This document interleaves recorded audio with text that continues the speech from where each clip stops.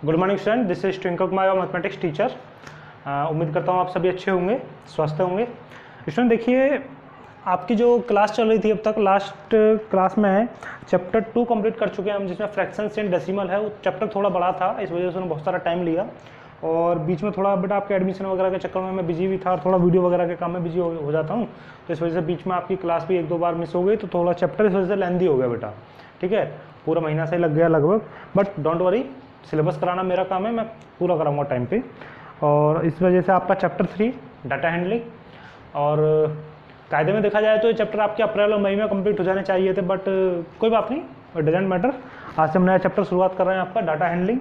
और data handling जो आपका चैप्टर होता है, आपको नाम से ही समझ में आ रहा होगा, हेडिंग से ही समझ में आ रहा होगा कि आप क्या पढ़ने वाले हो। इसमें जो भी आपका डेटा होता है उसकी कैसे रिप्रेजेंट करते हैं, डेटा क्या होता है, कैसे उसकी ग्रुपिंग करते हैं, कैसे उसको एक साथ कलेक्ट करते हैं, और कैसे उसके छोटे छोटे कहने का मतलब छोटे छोटे ग्रुप्स में करके उसको डिवाइड कर लेते हैं, कैसे उसको इस फॉर्म में रिप्रेजेंट करते हैं, कैसे उस फॉर्म में कन्वर्ट करते हैं कि जो हम इजीली समझ सकें, या हम कहीं प्रेजेंटेशन देनी है, हमें किसी को दिखाना है कि हमारा ये डेटा है, तो उसकी ईजी अंडरस्टैंडिंग कैसे बना सकते हो आप। ये सब चीज़ें हम यहाँ से सीखते हैं बेटा, ये एक शुरुआत है, और क्लास बाई क्लास आप इस चीज़ को आगे बढ़ते जाते हो, सीखते जाते हो। ठीक है, चलिए बात करते हैं डेटा क्या होता है। अब देखिए, डेटा जो होता है, मैं आपको पहले डेटा की इन्फॉर्मेशन दे दूं थोड़ा सा, कि डेटा के बारे में बता दूं एक्चुअल में डेटा होता क्या है। देखिए, डेटा जो आपका होता है, जैसे अब आपकी क्लास है, क्लास 6 में अगर बात करें तो एक मैं जनरल, इतने स्टूडेंट तो नहीं है लेकिन जनरल एग्जाम मान लीजिए आपकी क्लास में 40 स्टूडेंट्स हैं। ठीक है, तो 40 स्टूडेंट्स के नाम आपकी क्लास टीचर ने आपके रजिस्टर में एंट्री कर रखे होंगे, वहाँ वो अटेंडेंस लगाते होंगे, वहाँ आपकी फ़ीस का भी रिकॉर्ड होगा, वहाँ आपके नाम के आगे आपका एड्रेस, आपका मोबाइल नंबर, आपके पेरेंट्स का नाम, ये सब वहाँ मेंशन होगा। ठीक है, आपका पूरा अटेंडेंस का रिकॉर्ड होगा आपका। तो ये सब चीज़ें क्या है, ये डाटा है, ये क्या है, डेटा है। ठीक है, अब क्लास जो है आपकी, उसके 40 बच्चों का पूरा रिकॉर्ड तैयार करना, उनको एक सिस्टमेटिक ऑर्डर में लगाना है, और फिर उस तरीके से एकदम, आप कभी भी पूछो अगर अपने टीचर से जाके कि सर मुझे ये बताइए कि मैं जुलाई के महीने में मैंने कौन से दिन क्लास अटेंड नहीं की, तो आपके टीचर आपको तुरंत देख के बता देंगे अपने रजिस्टर में कि आपने इस दिन अटेंड नहीं की। अगर बेटा ऐसा नहीं करें हम, अगर उसको डेटा को इस तरीके से रजिस्टर में मेंशन ना करें, या एक अपना रिकॉर्ड तैयार ना करें, अब आप मुझसे पूछने लगे सर मुझे बताइए कि मैंने मैथ की क्लास कब अटेंड नहीं करी, तो बेटा अगर मेरे पास ऐसा कोई रिकॉर्ड नहीं है तो मैं आपको नहीं बता पाऊंगा। ठीक है, और आपने मुझसे पूछा, मेरे पास रिकॉर्ड है, मेरे पास आपका डेटा बना हुआ है आपकी क्लासेस का, तो आपको मैं एक ही बार में बता दूंगा, विद इन सेकंड आपको देख के बता दूंगा कि आपने इस दिन क्लास अटेंड नहीं की और इतनी क्लासेस आपने छोड़ दी हैं। ठीक है, या फिर जैसे आपका रिजल्ट कार्ड हुआ, तो वो आपके पूरी साल का जो नंबर्स होते हैं, जो आपके पूरी साल के मार्क्स होते हैं, ठीक है, उन मार्क्स का रिकॉर्ड होता है, तो वो भी आपका एक डेटा है। ठीक है, उसके बाद आपने देखा होगा जब इस ऑफिस में आप फीस जमा करने के लिए जाते हो, तो वहाँ कंप्यूटर्स पे वो काम करते रहते हैं। अब आप एक चीज़ सोचो कि हमारे स्कूल में लगभग 1500 के समथिंग बच्चे हैं, 1500 के समथिंग बच्चे हैं, उन बच्चों की फ़ीस का रिकॉर्ड कैसे रखा जाता है, क्या पता कोई किसकी आ गई किसकी नहीं आई, क्या है कैसे है, वो सब कंप्यूटर में रिकॉर्ड होता है। कंप्यूटर में सबके डेटा की फीडिंग होती रहती है, तो वहाँ सब क्या है, वो चीज़ क्या है, सब डेटा। ठीक है, अब उस डेटा को बिल्कुल इस फॉर्म में रिप्रेजेंट करें कि जो, जैसे आप मान लीजिए मैंने आपके लिए एक डेटा तैयार किया, उसमें मैंने आपके रिजल्ट्स को रखा, मैंने कहा भाई सबसे टॉपर्स बच्चों का मैं ये बना देता हूँ।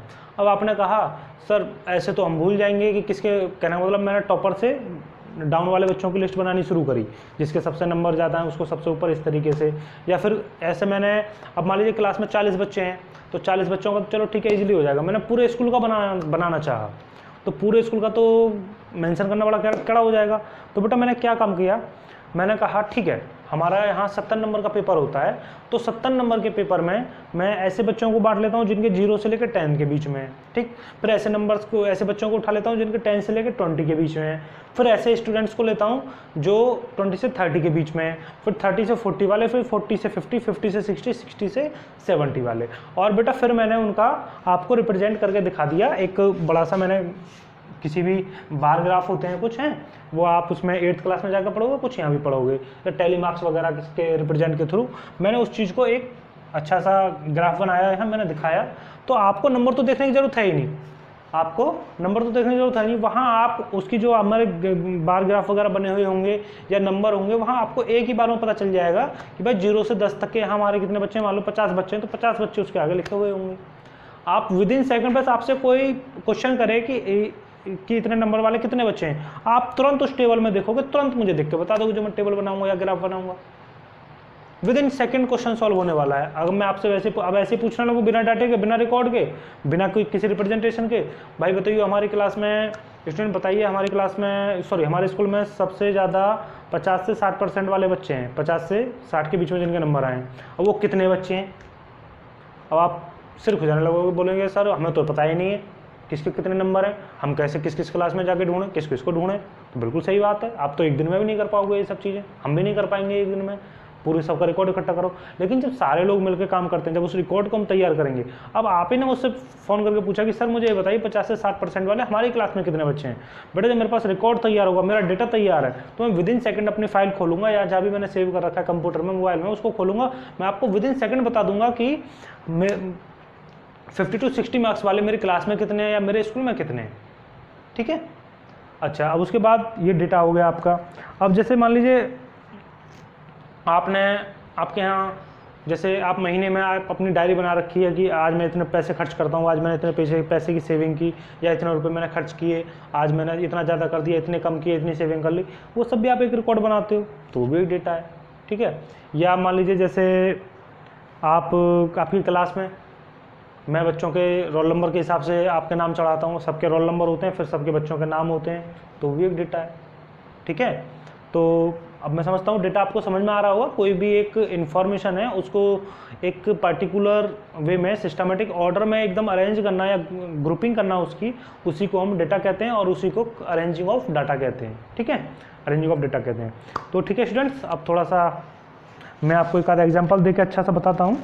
तो देखिए आपकी जो बुक में दे रखा है चैप्टर 3 जो है, उसमें स्टार्टिंग में थोड़ा सी टेबल्स वगैरह दे रखी हैं, आप भी देख सकते हो उस चीज़ को। ठीक है, तो मैं वहीं से एक टेबल उठा रहा हूँ, ये कह रहा है data showing weekly absents in class.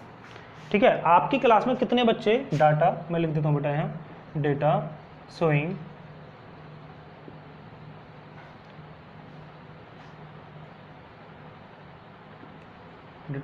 absent student weekly absent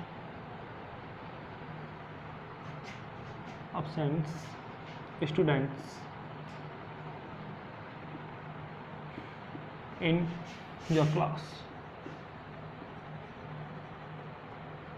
okay friends, अब देखिए, अब अगर आपकी क्लास के स्टूडेंट्स की बात करते हैं, अब मैं वीकली की बात कर रहा हूँ ना बेटा, मैं पहले सबसे पहले मुझे टेबल क्या बनानी है कि मंडे को कितने बच्चे एब्सेंट रहे, किसको बेटा, मंडे को, फिर ट्यूसडे को, फिर वेडनेसडे को, और फिर बेटा थर्सडे को, फिर बेटा फ्राइडे को, और फिर सैटरडे को।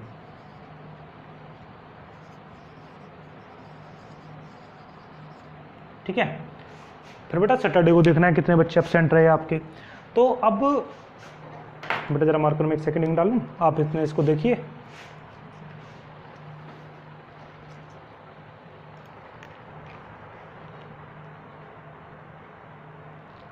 बेटा वो 2-3 तरह के मार्कर यूज करने पड़ेंगे ना आपको समझाने के लिए, इस वजह से कर रहा हूँ, कोई बात नहीं। चलिए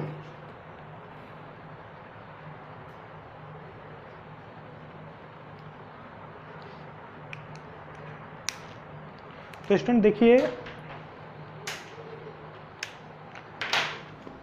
अब बात करते हैं कितने स्टूडेंट्स एब्सेंट रहे बेटा आपके। ठीक है, तो मैं थोड़ा सा पिक्चर बनाता हूँ बेटा। मंडे में मान लीजिए आपके 3 स्टूडेंट्स रहे बेटा एब्सेंट, कितने रहे, 3 स्टूडेंट एब्सेंट रहे आपके, तो 3 बच्चे ये लो। उसके बाद ट्यूसडे में बेटा 1 बच्चा रहा आपका, और वेडनेसडे में 1 भी बच्चा नहीं रहा, सारे बच्चे आए, और थर्सडे में 5 बच्चे रहे बेटा, 5 स्टूडेंट्स। ओके,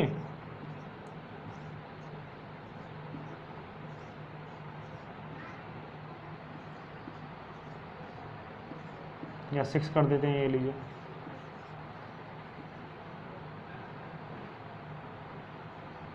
भैया हमारी ड्राइंग तो ज़्यादा अच्छी है नहीं।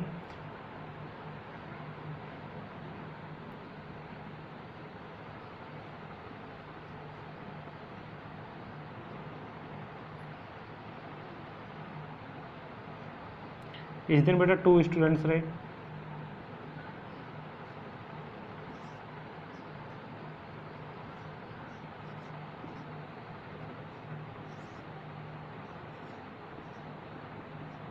और इस दिन बेटा आपके 3 रहे,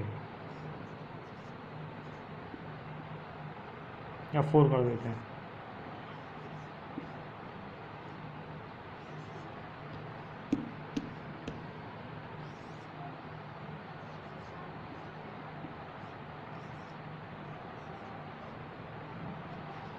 ये देखिए स्टूडेंट, मैंने एक ये डाटा आपके सामने तैयार किया है, एक टेबल तैयार की है, ठीक है। इसमें मैंने देखिए, अब आपसे कोई पूछता है, बिल्कुल मैं आपसे क्वेश्चन पुट आउट करूंगा और आप मुझे देख के एकदम आंसर दोगे।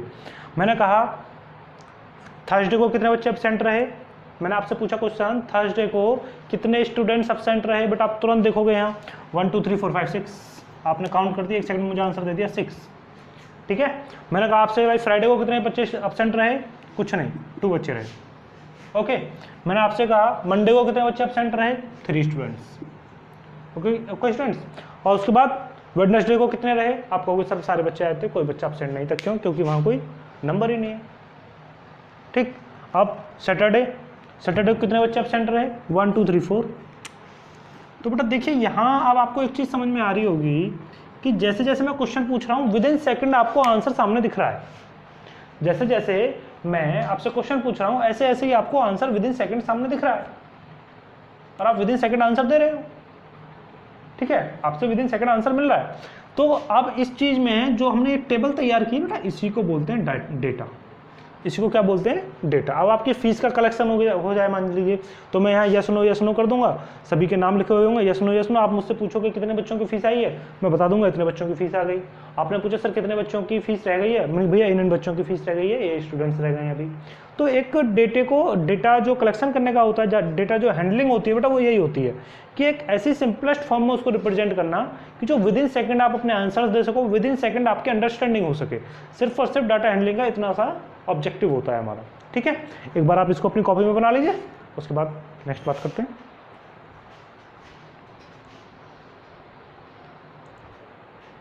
हाँ तो स्टूडेंट्स आप कीजिए कॉपी में बेटा, देखता हूँ मैं आगे क्या है।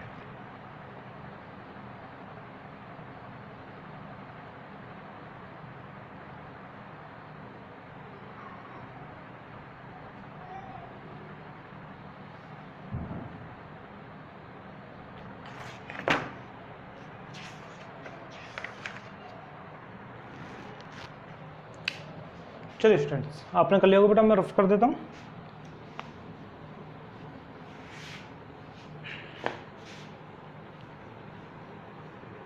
तो देखिए बेटा, कलेक्टिंग ऑफ डाटा आपको समझ में आ गया होगा।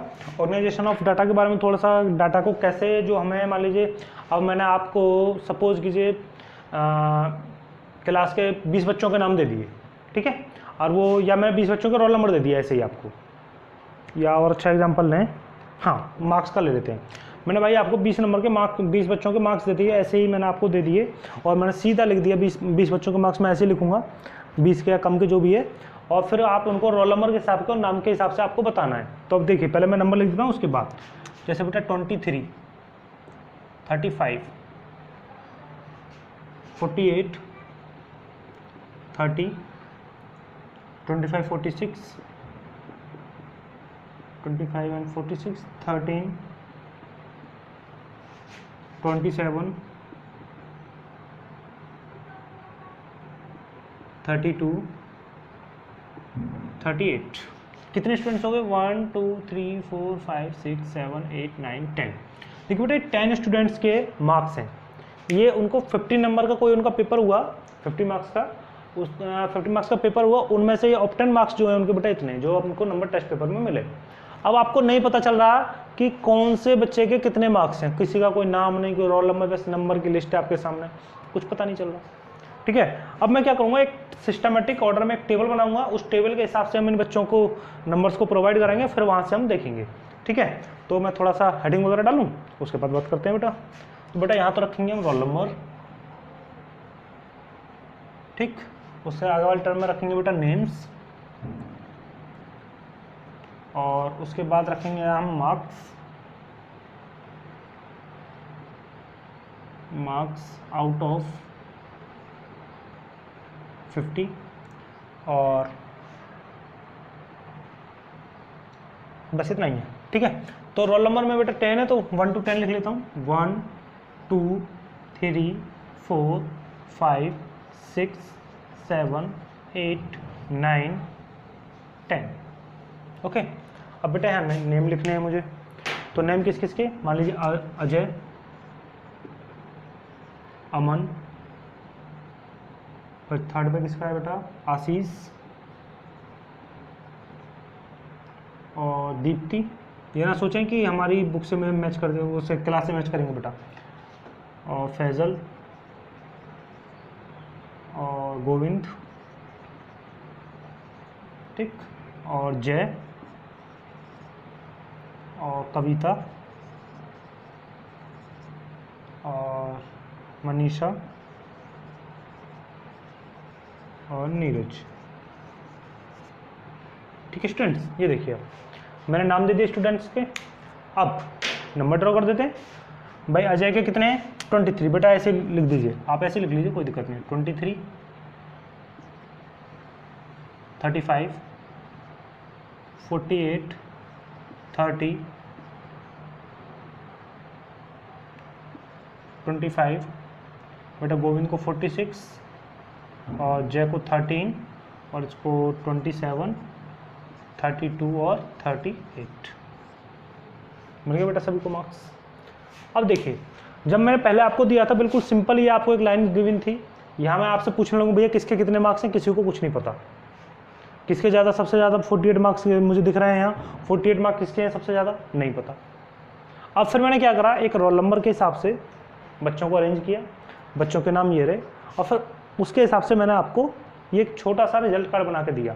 अब मैं आपसे यहाँ से पूछूं कि भाई कितने बच्चों ने टेस्ट पेपर दिया, आपने बिल्कुल लास्ट का नंबर देखा, 10 बच्चों ने टेस्ट पेपर दिया। मैंने एक क्वेश्चन पूछा आपसे, कितने नंबर का पेपर हुआ, 50 नंबर का पेपर हुआ। मैंने कहा कितने बच्चों के 20 से कम है, मैंने आपसे क्वेश्चन किया हाउ